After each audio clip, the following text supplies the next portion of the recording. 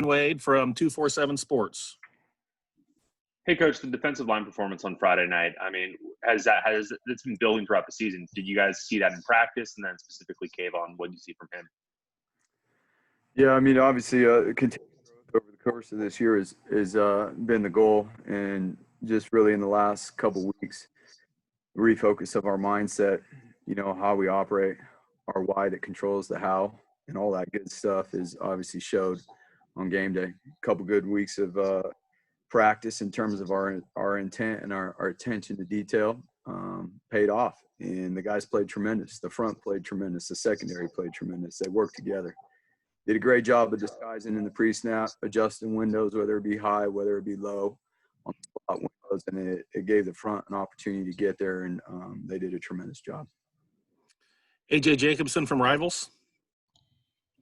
Coach, obviously the defense had a lot of standouts against USC, but one of them that the fans hadn't seen much of was DJ James on the back end there. Talk about DJ James and how he's progressed this season to be able to play like he did the other day. Yeah, steady 15, 20 snaps a game, being able to jump in there and play really and play the field or the boundary. And that's the impressive thing for a young man to be able to jump in there and help on both sides of the field. And we're really excited about his progress. And you know what, the weeks of practice leading up to it, we knew he was going to have a good game. He's practiced tremendous the last couple of weeks, just the growth and the attention to detail of what he's doing, and more importantly, how he's doing it. And we're really happy that paid off for him, because especially down there in that red zone and finishing that play, in the scramble drill, for him not to panic and for him to knock that ball out late in the end zone, there was an unbelievable play. Ryan Thorburn, register guard.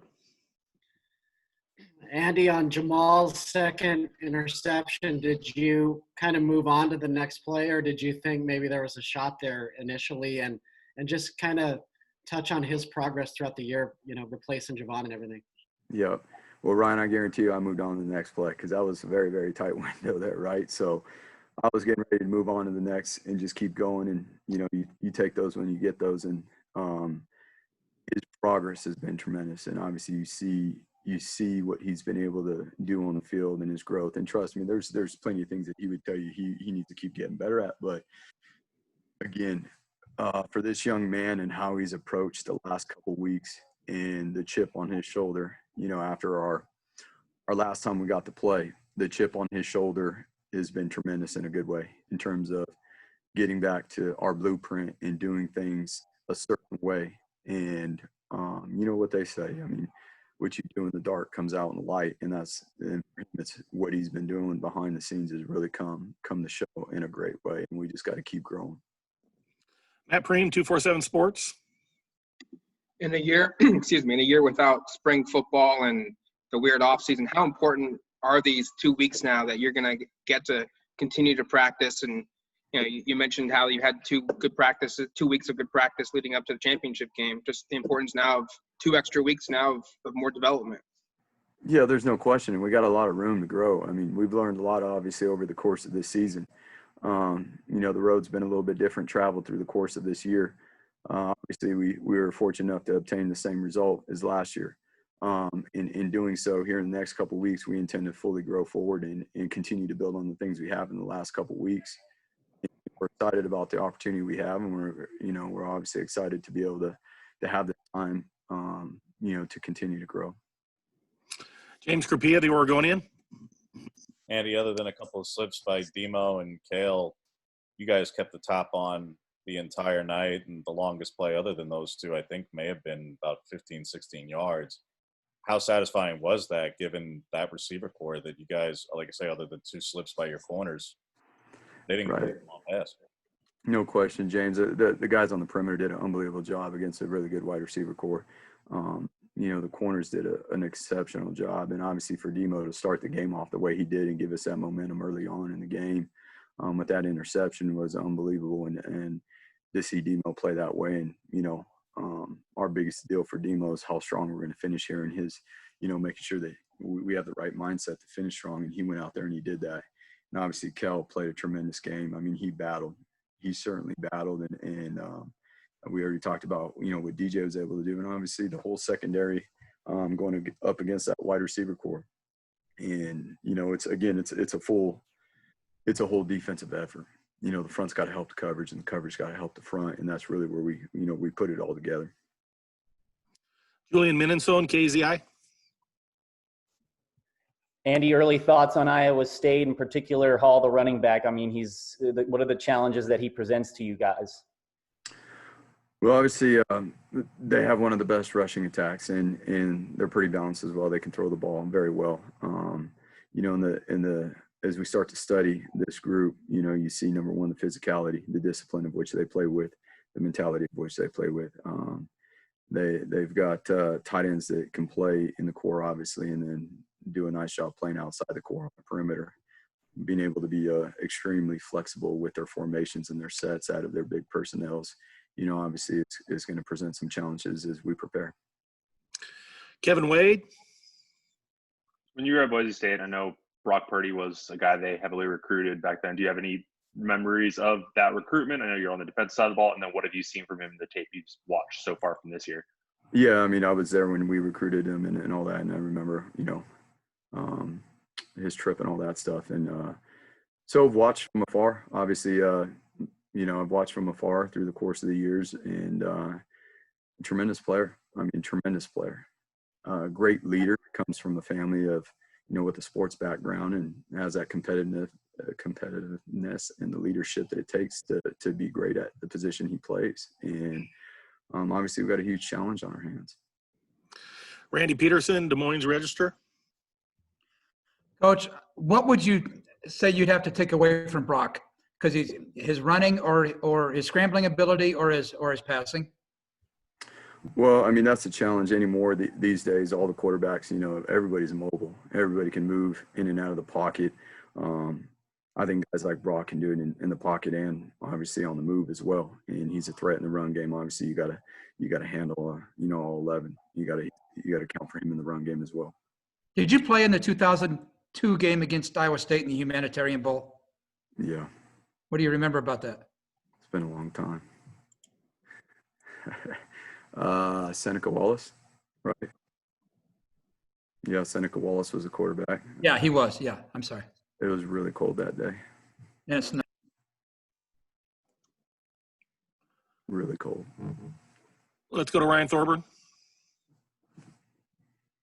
Andy, I think Pro Football Focus credited Kayvon with 10 quarterback hurries. Just what was it like watching that film? Was that accurate, and how big of a performance was that from him given the stakes? Very much so, and he's been building up to it. You know what? I tip my hat. We've been very, very. We've narrowed things down in terms of the detail and the conciseness of what we're going to do and how we're going to do it, and he stuck to that plan, and he did an unbelievable job. And he is a tremendous player with a tremendous talent, and he was a huge factor in winning that game the other night. You know, on both, whether it was on the left side, the right side, he rushed inside, had pressure inside, had pressure on the edge. So obviously now it's continuing to grow from here. We're not going back. You know, it's the consistency of which we operate. It's how we practice. It's our mentality, and it's not only for him, it's everybody. And that's a lot from some of the things we've gone through this year in terms of setbacks and things like that. And we're going to continue to learn from, you know, winning games and having success. We're going to continue to learn. AJ. Coach, one of the points of emphasis all year long has been tackling and the fundamentals of tackling. And then against USC, it kind of all came together and the tackling looked really strong. Why do you think it came together in a head that day? Well, I would say this. I mean, obviously we got hit with some adversity. We had to refocus, and we adjusted our mindset and how we were preparing, and really our mentality and our focus, how we were preparing every day, and how we started by getting here in the mornings and our approach to the day, and that through meetings, and that carried over onto the field. And even Coach Cristobal just mentioned it in our team meeting.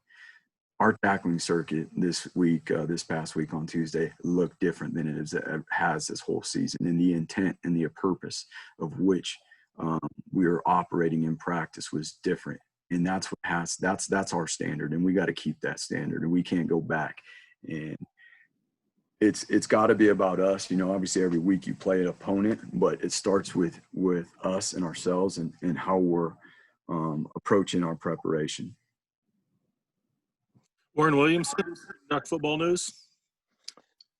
Andy, going back to the USC game, was that the best all-around effort that you saw your group play? I know they've played well during the course of this season, but in every facet, was that the best that you've seen them play? And will that give you a bounce going into the Iowa State game?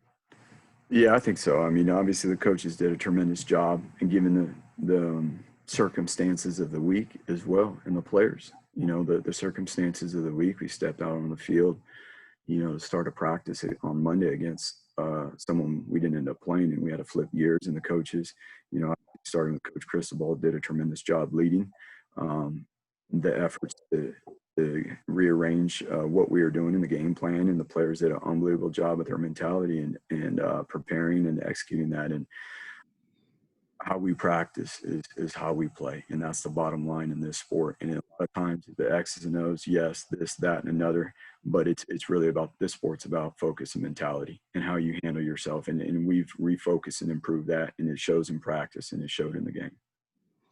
Last question for Coach Avalos goes to James. Andrew and Dorless each got some sacks, and Bennett was in there a good bit. Andy, as much as KT did and Jamal did, thought those three guys played enormously big roles, probably the most snaps for a couple of them as well. Just can you evaluate their play? Yeah, no question, James. It was a whole host of people getting pressure up there. Dorless, phenomenal game. He won one-on-ones at as a good a rate as anybody out there on the edge when he got those. We're really proud of him and excited about where he's going and what he's doing, and playing inside, playing outside. And then, you know, the linebackers with their pressure patterns and the things that they were doing were able to create pressure on the quarterback as well. Overall, the whole front, Jordan had some nice rushes as well. Jordan had some QB hits and some pressure in there. And then, you know, obviously being able to switch the windows in coverage and do a good job with our coverage helped those guys get there. Thank you, Coach Avalos. Appreciate your time. Have a good Christmas. Thank you, guys. Merry Christmas to you.